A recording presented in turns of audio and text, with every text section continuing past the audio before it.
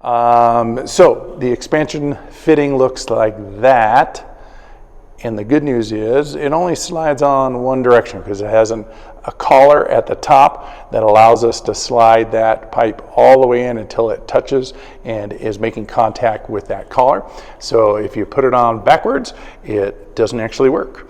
So we're gonna put that fitting right there, slip that on until it's right there against the inside of the collar, and then